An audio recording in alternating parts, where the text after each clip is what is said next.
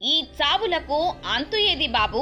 చదువుకొచ్చి చావాల్సిందేనా నీ ప్రభుత్వంలో? విద్యార్థులకు వైద్యం అందకపోవడమేంటి? వైద్యం అందక చనిపోవడమేంటి? ఇంకెన్ని మరణాలతో సర్కారుకు నిద్రమత్తు వదులుతుంది? అమాయక గిరిజనుల మరణాలు ఆగడం లేదు. గిరిజన విద్యార్థుల ప్రాణాలు పోతున్నా వాటిని నిలువరించే ప్రయత్నమే చేయడం లేదు. గిరిజనులంటే తనకిష్టం, వాళ్ల జీవితాలు బాగు చేస్తానని పవన్ కళ్యాణ్ డైలాగులు కొడుతుంటారు. వాళ్లకు చెప్పులు పంచడం కాదు, తోటలోని మామిడి పండ్లు ఇవ్వడం కాదు, సరైన వైద్యం కల్పించి ప్రాణాలు నిలిపితే చాలు. అల్లూరి సీతారామరాజు జిల్లా పెదబైలు మండలంలో కొర్రా పూజిత అనారోగ్యంతో చనిపోయింది. ఆమె వయసు కేవలం 14 ఏళ్లే. 9వ తరగతికే చనిపోవాల్సిన వయసు అది. పూజిత చనిపోయింది ఇంటి దగ్గరే కావచ్చు, కానీ హాస్టల్ నుంచి ఇంటికి వచ్చిన 4 రోజులకే చనిపోతే దానికి కారణం ఎవరై ఉంటారు? ఇంటికి వచ్చి రావడంతోనే గొంతు నొప్పి, దగ్గుతో బాధపడింది. అప్పటికే ఆసుపత్రికి తరలించేసరికి పరిస్థితి చేయి దాటిపోయింది. వైద్యం అందిస్తుండగానే ప్రాణాలు విడిచింది. కూటమి ప్రభుత్వ హయాంలో